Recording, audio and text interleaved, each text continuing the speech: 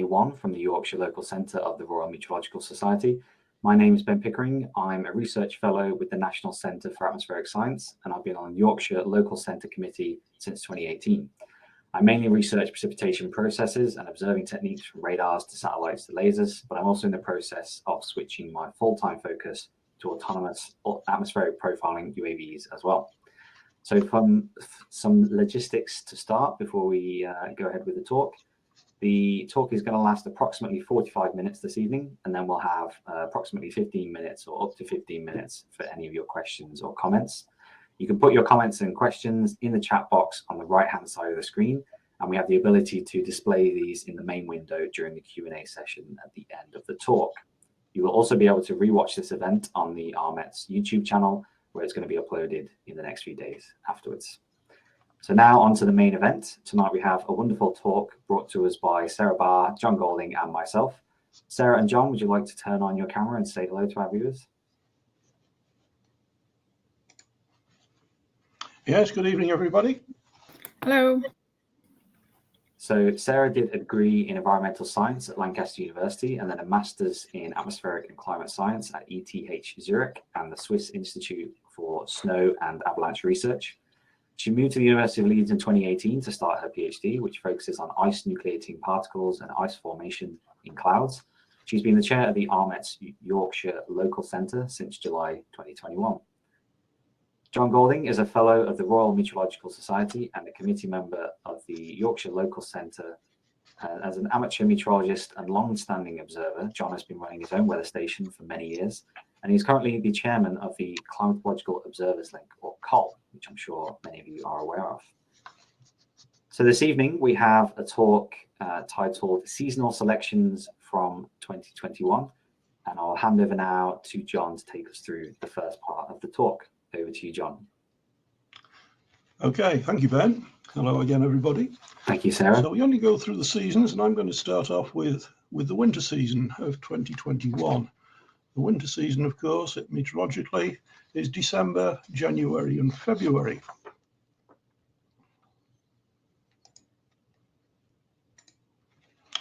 So here we've got slides showing the anomalies against the 1981 to 2010 averages.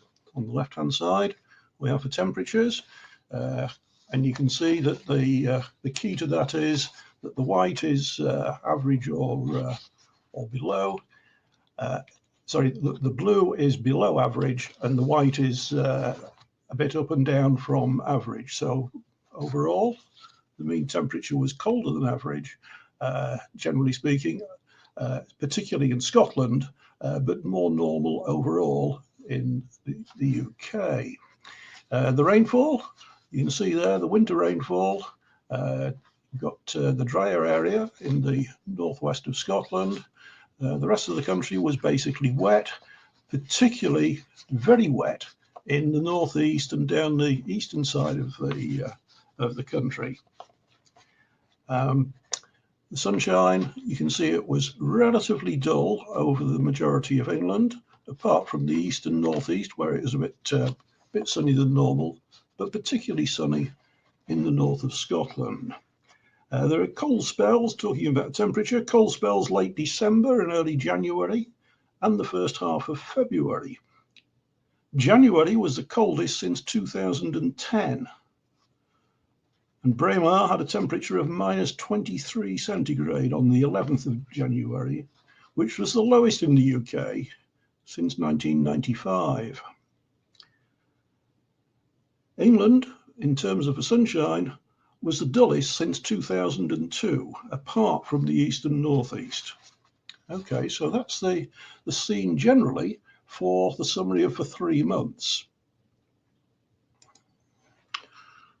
I'm going to concentrate on the wetness of the winter, and in particular the northeast part of the country, around North Yorkshire, between Middlesbrough and Guisborough.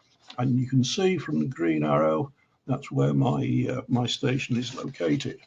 Now, this is the average rainfall that one would expect if things were average, okay? And it shows that The drier areas, as you would expect, are in the east and the southeast, and the wetter areas are in the mountain areas and the western side of the country generally, bearing in mind that the normal prevailing winds would come from the southwesterly. The brown areas indicate a range between 150 and 300 millimetres. Okay, so that's the sort of scale of rainfall that you would normally expect in the brown areas. And obviously the blue areas get much more than that, generally over 500 millimetres, and up in the Grampian Mountains, more than 800 millimetres. Now, looking at the lower Tees Valley, that's one of the driest areas in the wintertime. It normally lies in the rain shadow from the prevailing southwesterlies. My recording station is about 35 metres above sea level, and you can see that the average figures, the 30-year average figures for the rainfall for December, January and February are as shown on the slide there, with a total winter rainfall on average of 154 millimetres. So it's against this background that the figures for the winter of 2020 and 21 need to be considered.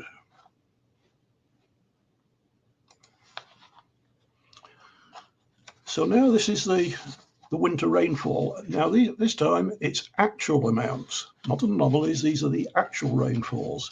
The shading is a different set of the brown and blue, of course, but they're not to the same scale as on the previous slide. But nevertheless, you can see that again, for the actual rainfalls, the rainfalls were less on the eastern side and more on the western side. So no real surprises there, but it's the numerics of these values that we'll go into in a minute when we're looking at the areas in the northeast.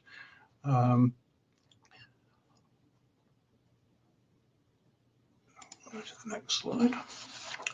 Okay, so we're going to split the winter now into the 3 months with the rainfall anomalies. Okay, that's a difference from average. So if we look at December, we can see that the white areas show anything going more than 75% of average. And you'll see in December that generally speaking, it was only the western side of the country that was relatively dry compared with average. But you can see the dark blue colours north in Scotland, down the east coast. In December, Atlantic depressions largely moved northeast, close to Iceland, but some tended to then dip southeast towards the UK and mill around the country, occasionally maintaining their depth of pressure close to the east coast, particularly from later in the month of December. And in such cases, the Pennines did not produce their normal shelter over the northeast. In January, depressions often stayed just to the north or northwest of Britain. Their associated fronts occasionally stalled over eastern districts of the North Sea, with rain or sleet at times, often prolonged and heavy. On the 19th, Storm Christoph tracked across the middle of the UK, deepening dramatically when it turned up the North Sea, with a central pressure of 950 millibars. This generated an extremely wet period over much of the country, and over 48 hours with much flooding in northern areas. And you can see again in the picture there, you can see the areas of the heavy rainfall in the darkest blue. And particularly the ones that Storm Christoph affected the country, both in the northwest and in the northeast, and areas heading southeast down the country. The Dale's North Sea tributaries catchment area in North Yorkshire recorded the highest January rainfall total in records from 1891. Now in February, further fronts followed every 2 or 3 days, although these didn't produce the same substantial amounts of rainfall as in the previous 2 months. 2/3 of the rainfall occurred in the first 10 days. But you'll notice that the theme is across the 3 months there, that the northeast was consistently subjected to large, heavy rainfalls and large totals compared with normal. Incidentally, out of interest, the maximum UK daily totals for each of the months, not surprisingly, I suppose, were all recorded at Honister Pass. And they had a maximum daily total in December, one day with 109 millimetres, one day in February with 133, and one day, sorry, I've got that wrong. December was one day 109 mil, January was one day with 133, and February had 126 mil on one day. And those, of course, are extreme totals. And you'll see from the next slide that the northeast area doesn't suffer in the same way. But what I've chosen to illustrate here from my site, showing the daily rainfall over that 3-month period. Scale is millimetres on the left, identified in particular the heavy rainfall with over 40 millimetres falling in a day from Storm Christoph. And rainfall totals like that in the wintertime are extremely unusual for the northeast. I don't mean to say they're unprecedented, but they are very unusual. There's a note in the right-hand side of the chart showing the rain days and the wet days and other days with significant amounts over 5 mil, over 10 mil, and over 15 millimetres. The significance is that the rain days, whereas over the winter period there would normally be an average of 50, but in fact there was 63. And for the wet days, described as having more than 1 millimetre, there were 49 of those, which was 16 more than average. Now those rain days and wet days, in fact, aren't the greatest number of rain days and wet days in my records here of 35 years. The winter of 2009-10 had more wet days and more rain days even, but it had nothing like the total rainfall. It was only 2/3 of last winter's rainfall. So if we look at the rainfall experienced in the northeast, Lower Tees Valley, my site at Normanby, and the rainfall there, you can see the totals for the 3 months and the percentage of the average. And the December total, 179%, which is a big anomaly for a December rainfall here. January, an absolutely remarkable total there, and we'll come to the statistics behind this with the next slide. And February, less so, but still a third above average. The winter, with 350 millimetres, was getting on for 2.5 times average. Incidentally, when the Met Office produced these charts, the figures that they're using to compile the charts are from their observing sites, and then they are gridded to get the coloured illustrations, but they don't necessarily pick up some of the rainfall observers in between their observing sites. So if we look at some of the features about the winter and how unusual it was, first of all, the December total of about 4.5 inches, 110.7 millimetres, that's only been exceeded, and I'm talking now about records that go back locally to 1903, not just my 35 years of records, but back to 1903, where there have been official records taken and noted in British rainfall in locations within about 2 or 3 miles of my station at a similar altitude as well. So the December total in that period from 1903 was only narrowly exceeded in 1978 and 79. So it was the third wettest in these records. The January total represents just over a quarter of the mean annual rainfall. And that is not normally achieved here until early May. The previous highest January total was 147 millimetres in January 1948. So it's a considerable increase on what was the wettest in that period of time. January was also the second wettest of any month, not winter months, but any month in these 1,417 monthly records.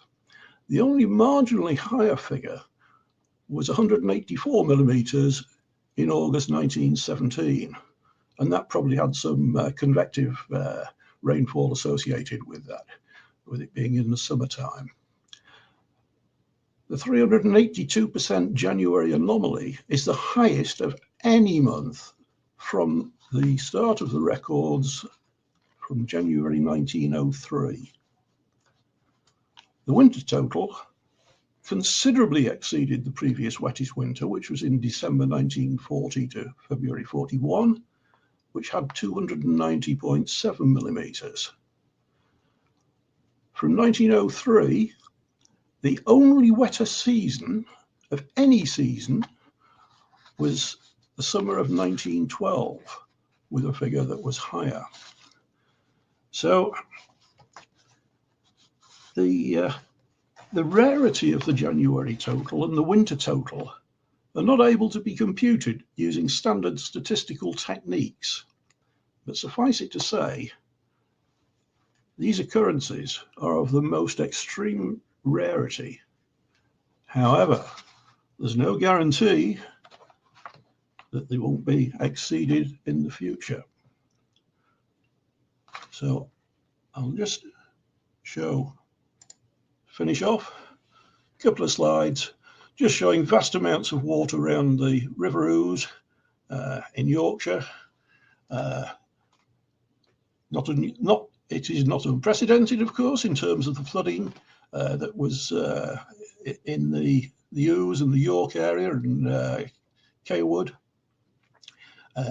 But bearing in mind that the rainfall was not generated as much over the Pennines to give the flow here, it was largely from the rainfall in the lower lying areas, but still produced very many floods and dislocation accordingly. Okay, so on that basis, I'll conclude there and hand over to Sarah for the spring.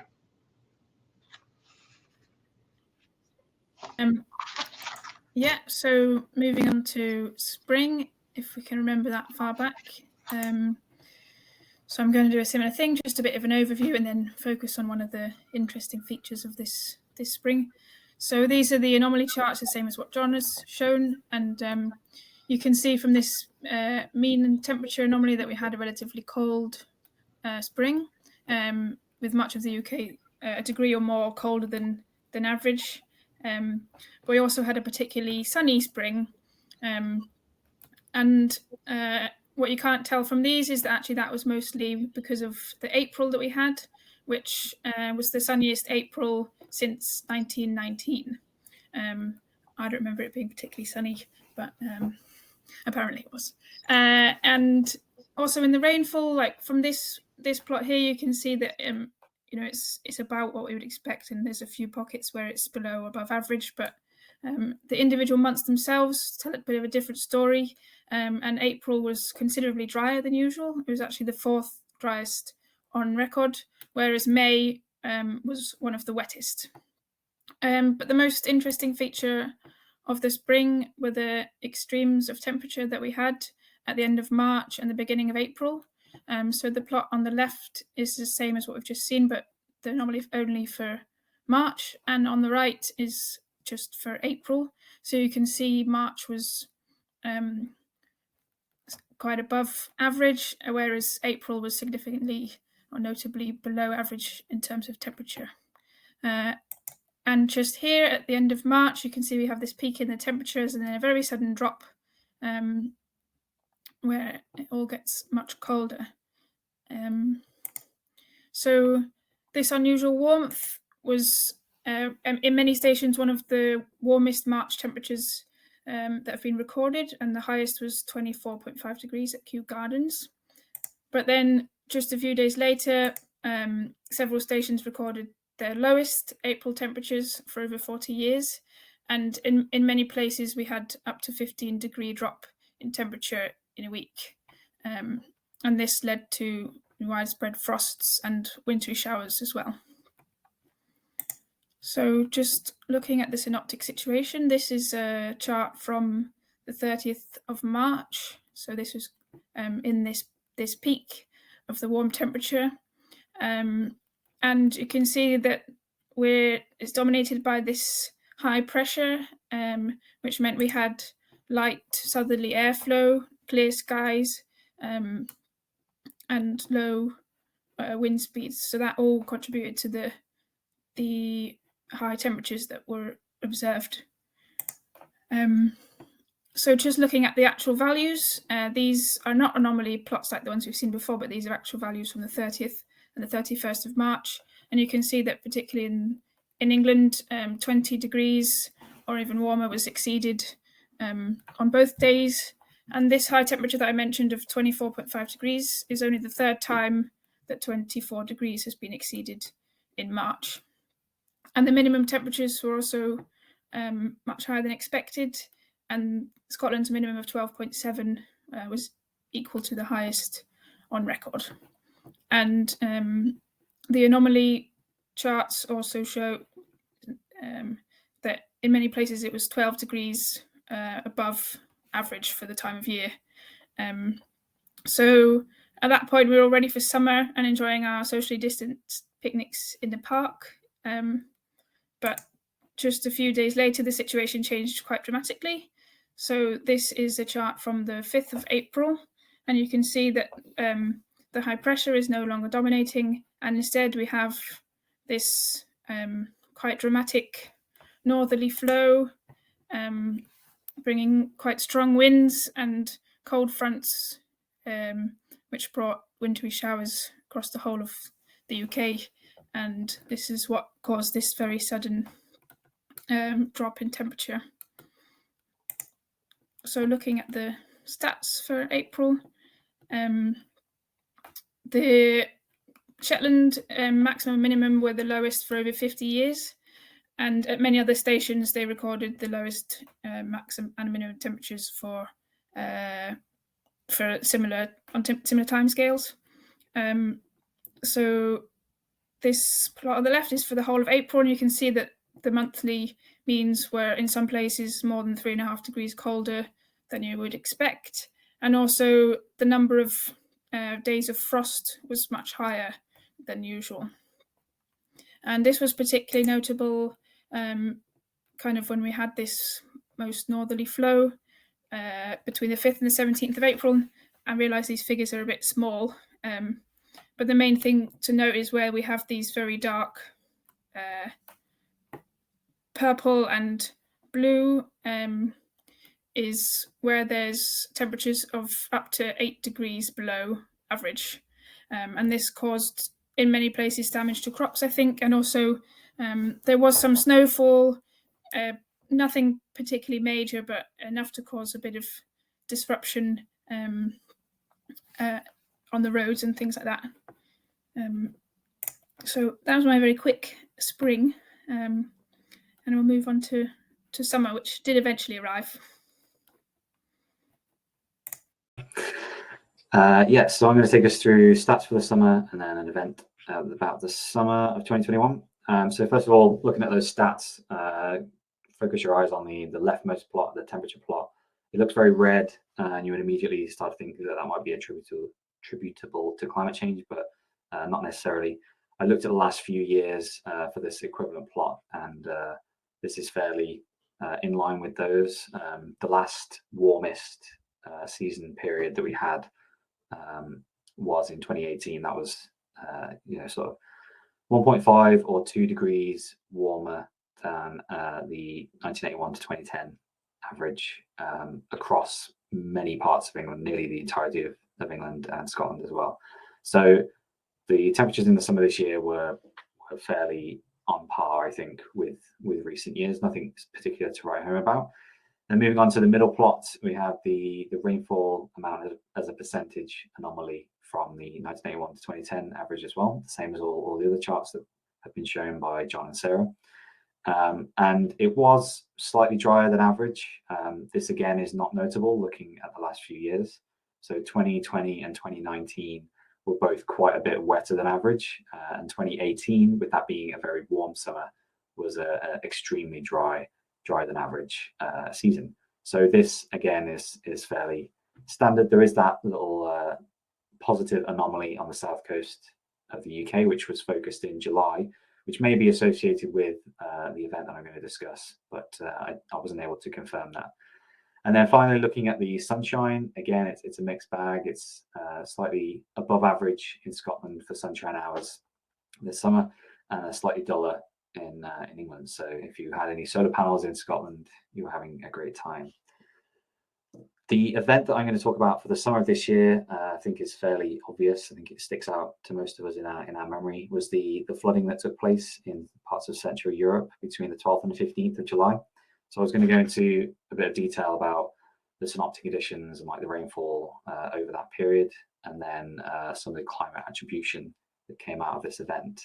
So these were very significant flooding that happened. Unfortunately, took 242 lives and was focused in parts of West Germany and Belgium. But the system as a whole did affect the UK as well, and then continued as well to southeastern parts of Europe.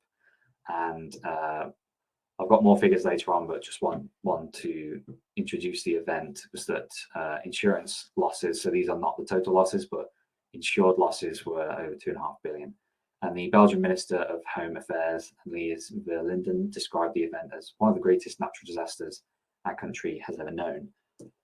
So I thought I'd just look at the jet stream to start with, leading up to this event. So if you look at West Germany and Belgium and Luxembourg, you can see I've drawn on this red area, and that's the area of impact. And this is consistent throughout all the charts. And I'm going to flick through the jet stream charts. These are courtesy of NetWeather, and it's the GFS model analysis.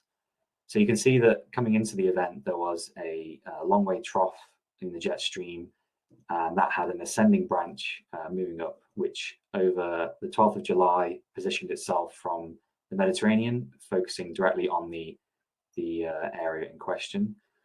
This brought a lot of moisture in the form of convection over the region, and essentially allowed entrainment, so repeated precipitation and more convection to occur over the region. The rain actually fell in two events, as you'll see when I get to the radar chart. So the 12th to the 13th overnight was one period where you can see the jet stream is focused on the area. Then there was a bit of a gap, and the 14th to the 15th is when the second amount of rainfall came in, and that's when it really caused a lot of damage.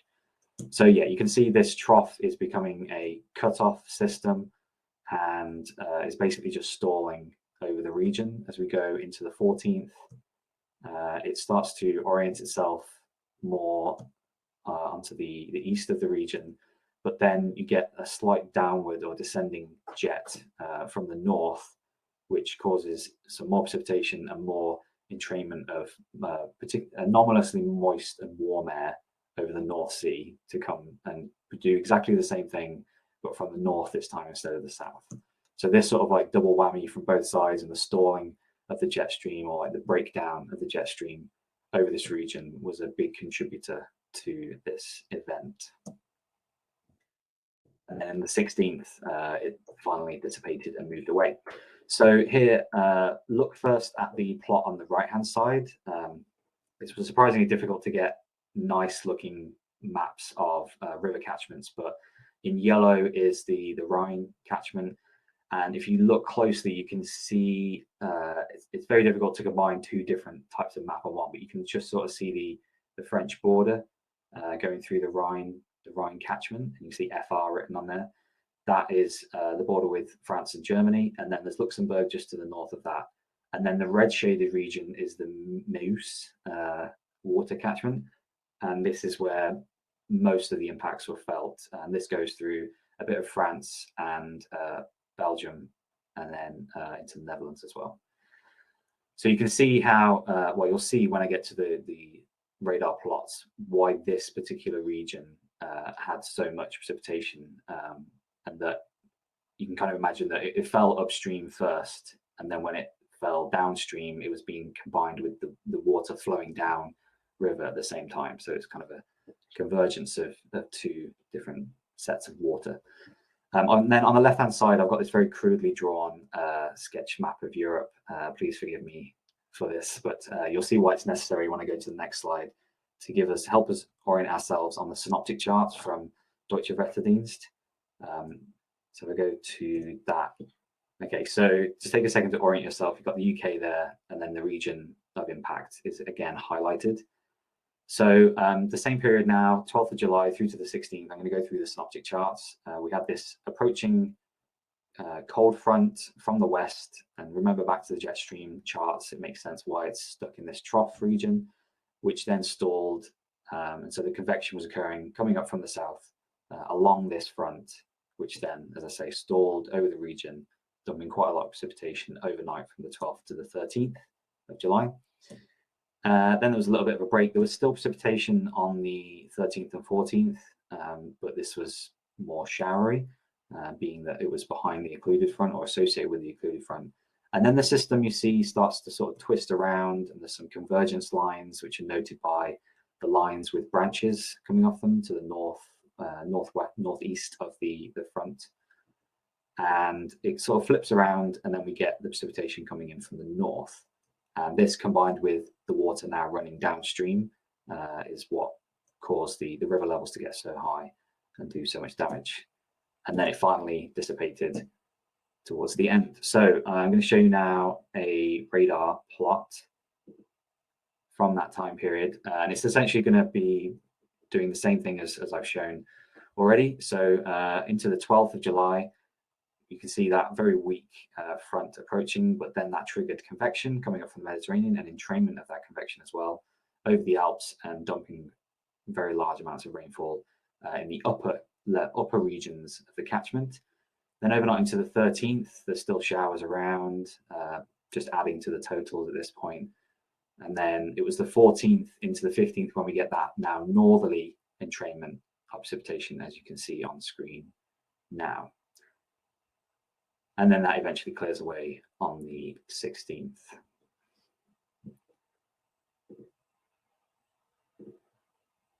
Okay, so looking at the totals for that, well, it's a 72-hour period, but these plots show in particular the 13th and the 14th of July, where precipitation totals got up to over, according to radar, got up to and over 200 millimeters in total. So, and then breaking it down, you can see that it was more enhanced on the 14th of July.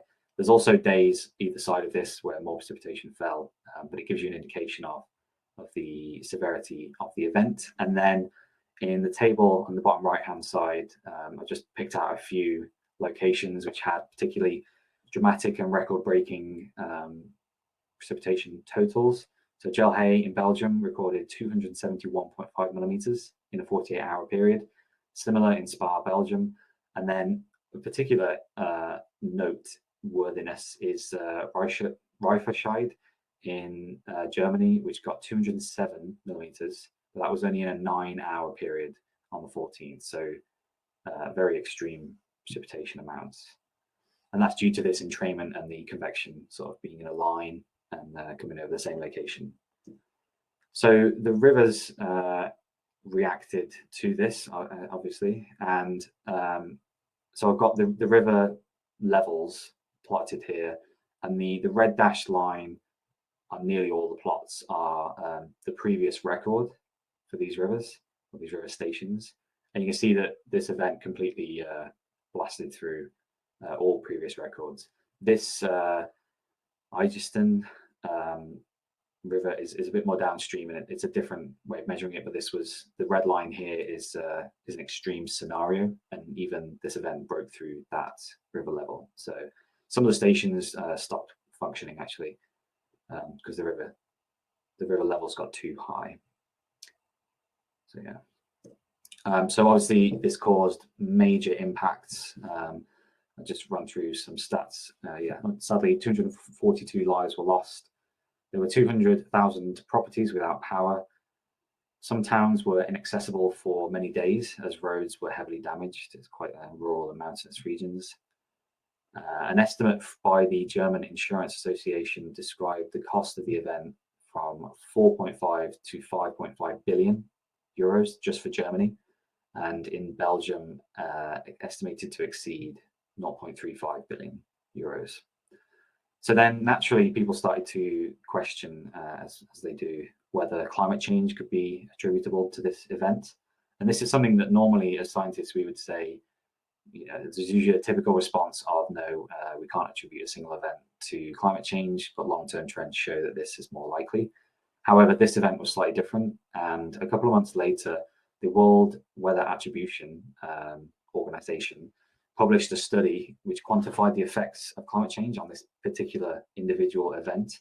And they found through various modeling experiments that this event was between 1.2 and 9 times more likely due to climate change. So that's quite a big range of uncertainty, but it was the first time really that, especially when it was reported in mainstream media, that a single event was attributed to climate change. They also found that the rainfall intensity was between 3 and 19% greater due to climate change. And then a different study found that this slow-moving storms would become up to 14 times more common. This was in a worst-case emissions scenario, though. So, yeah.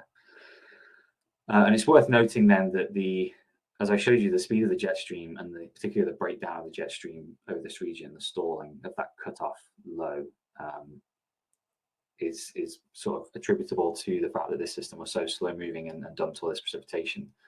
And then just separately from that, the cause of the jet stream, or one thing that we're expecting with climate change, is for the jet stream to become more amplified because it's constrained by the difference in temperature between the Arctic and the equator, but the Arctic is warming faster. So that difference in temperature is getting weaker.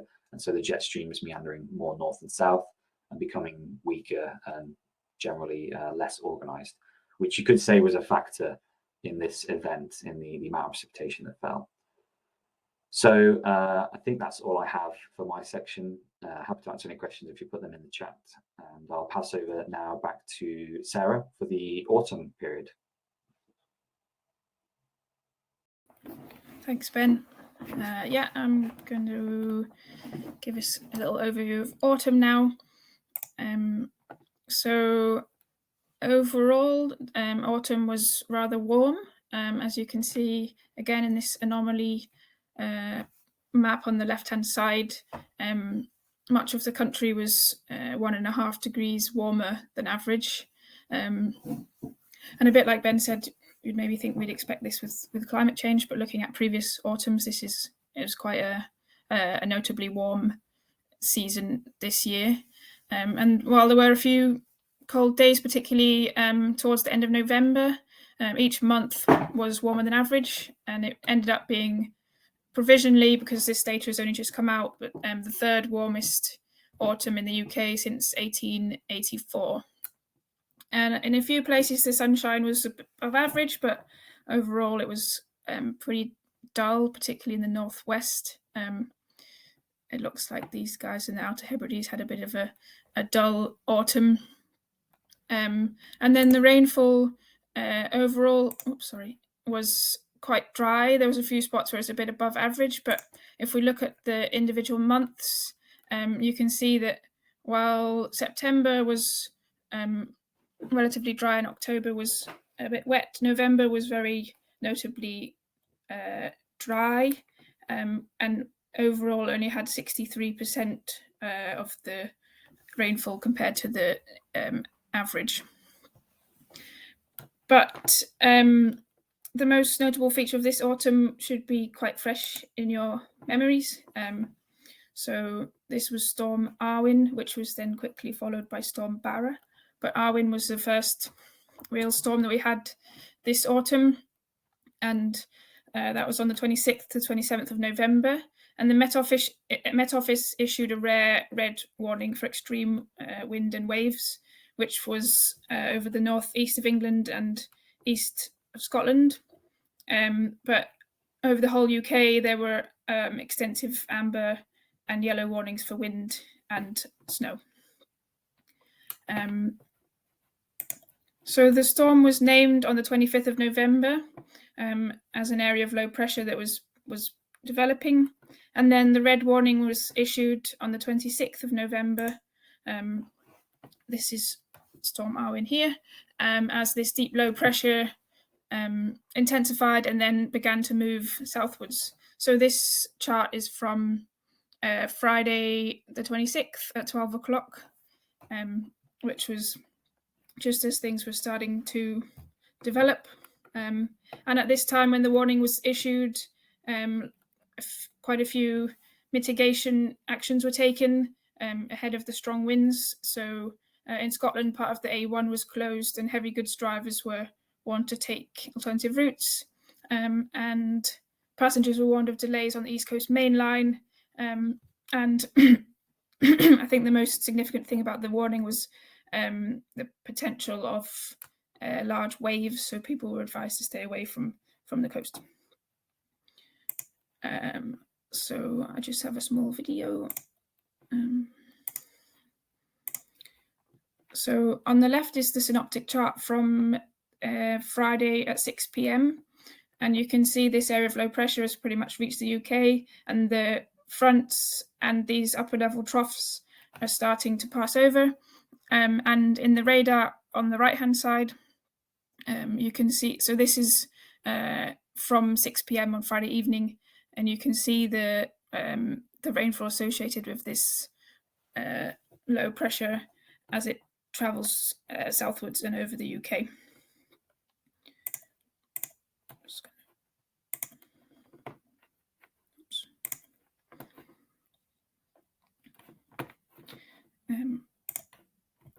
So over the course of Friday night, there were widespread wind gusts of over 70 miles per hour, 60 knots. I don't know if you can see the numbers very well on this figure here, but all over the northeast and in Scotland, there were many areas where 60 knots was exceeded. And the highest gust speed was 98 miles per hour or 85 knots in Northumberland. And this is the highest since 1984, when a gust of 102 miles per hour was recorded also in Northumberland. So this station is a kind of low level one, but the highest, you may just be able to see on the map that the highest gust there is 102 knots, which is about 117 miles per hour, which was at Cairngorm, the mountain station there. So not a good day to be out on a hill.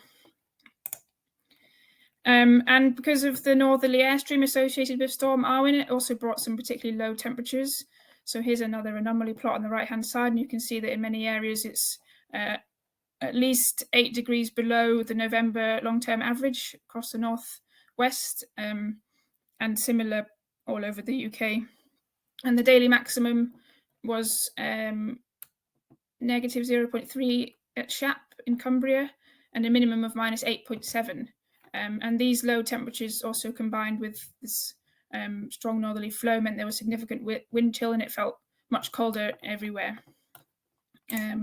And those fronts that we saw earlier also brought wintry showers and snow, with snow depths of up to 18 centimetres in Middleton, which is in Derbyshire, 15 centimetres in Buxton, 12 centimetres in Copley, which is in County Durham. And there was also snow recorded as far south as Hampshire, and falling snow in Dorset, although I don't think it settled there, and in East Sussex. So even though the snowfall was around 15 centimetres, because of the high wind speed, there were quite significant snow drifts of up to 3 feet deep. And the picture there you've probably seen is from the Tan Hill Inn, which is the highest in the UK, and that's where few people got, well, 60-ish people got stuck for a few nights with an Oasis tribute band, and there they had to dig themselves out, and there's plenty of pictures of snowfall over the top of cars and things like that, where it's all drifted in the wind. So the impacts were quite widespread over the north and northeast. So a few pictures, a police car flattened by a tree. There was quite a few heavy goods vehicles that were affected by the wind. Top right is me trying to get to work. Bottom left is from the northeast in Northumberland. There was quite a lot of damage to various caravan and holiday parks. And then the middle one, as predicted, there were very heavy seas and large waves. And the wind also caused quite a lot of structural damage in different places. So that's what this image is on the right-hand side. And it's been kind of identified as one of the most damaging storms of the decade. And unfortunately, there were 3 fatalities, all of which were due to falling trees. But there was also extensive travel disruption. I saw this tweet on the right-hand side, which was from the Friday evening. Trains were delayed because there was a barn on the line. But the falling trees and damage to structures meant that trains and road travel was disrupted all through the weekend. There was also significant damage to power structures, both from falling trees and wind and snow and ice as well. And there was up to 1 million homes without power in England, in the whole of the UK. And in some places, this took up to a week to restore.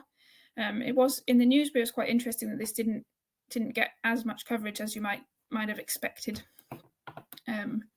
And the disruption to power extended even down to the southwest as well. So in southwest England, there were 78,000 customers without power on the 27th.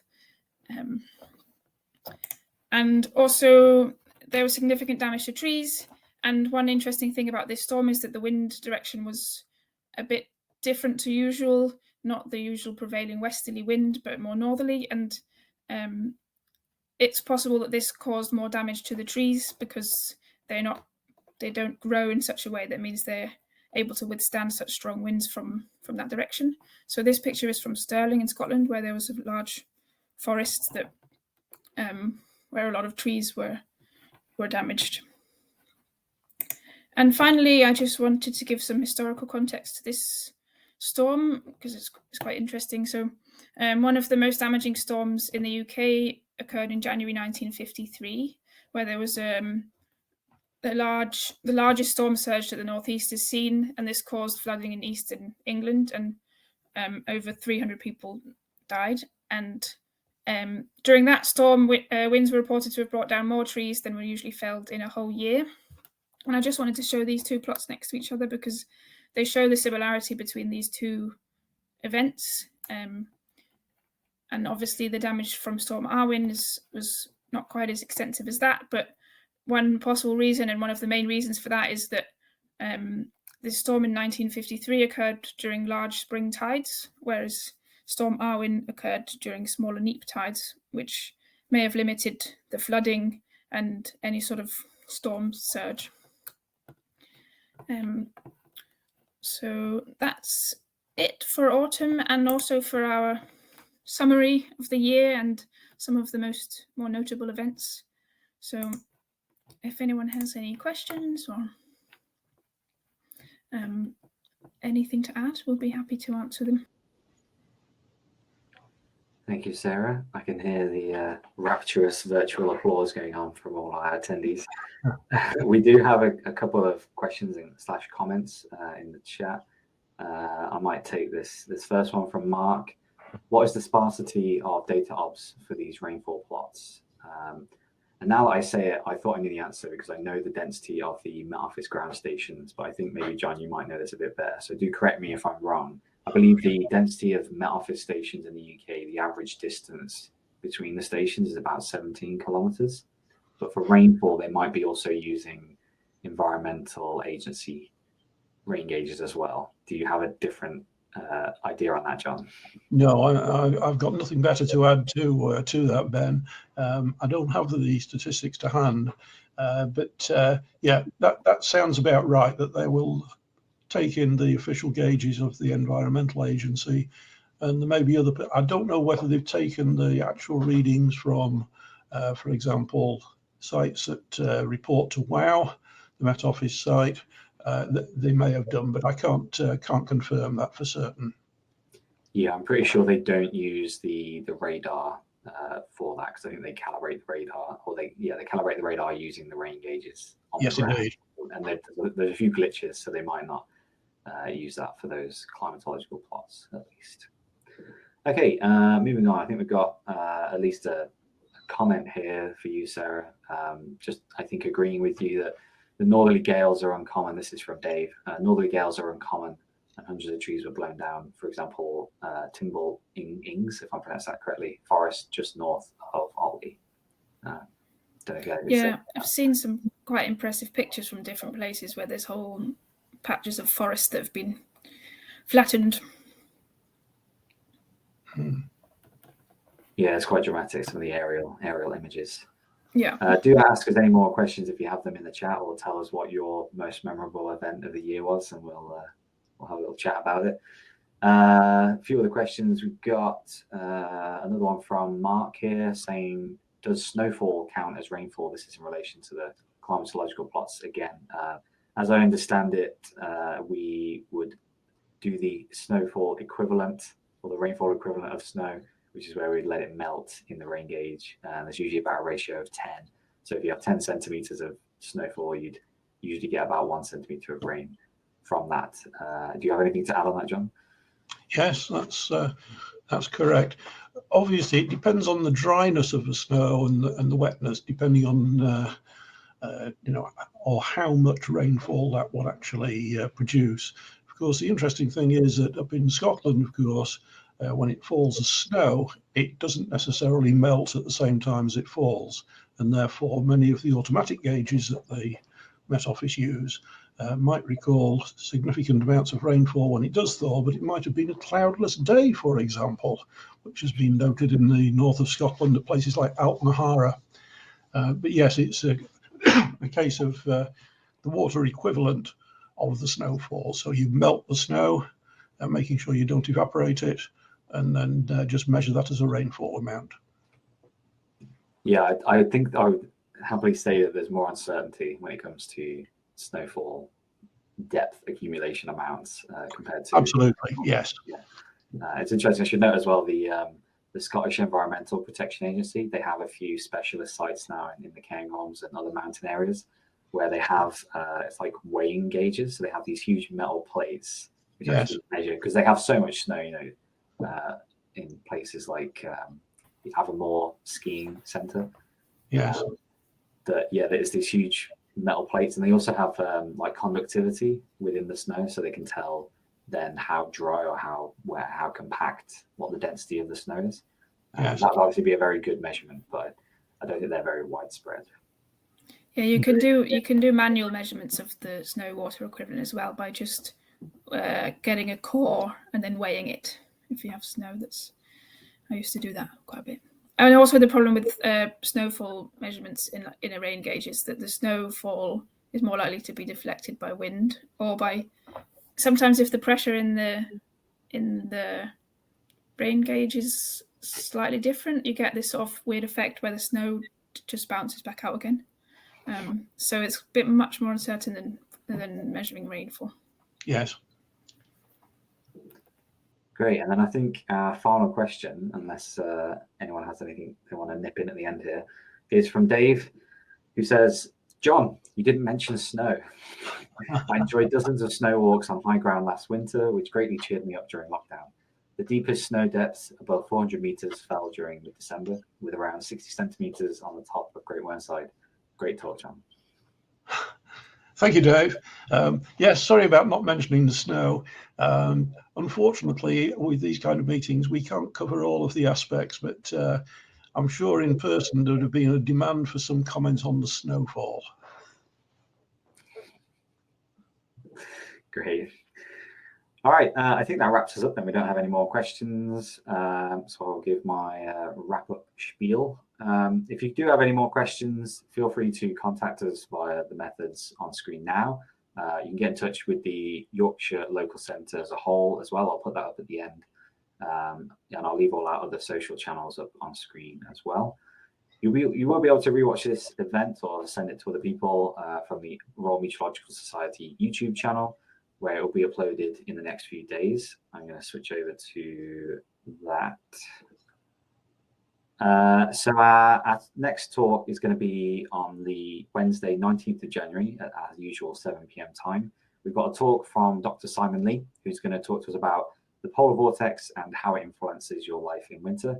And Simon's an old friend of mine, so I'm particularly looking forward to that event. Simon's a very good speaker, so do sign up for that one. I will leave social channels here on screen, and we'll cut off about 30 seconds after I stop talking. So if you want to get any of these, please take a screenshot or note them down now. Thank you once again to my fellow speakers, and thank you to the ARMET's organisers behind the scenes, especially to Catherine. And finally, a big thank you to all of you for attending this talk and for attending all of our talks throughout this past year. We hope to see you again in 2022. Have a wonderful winter break, and good night. Thanks, everyone. Thank you.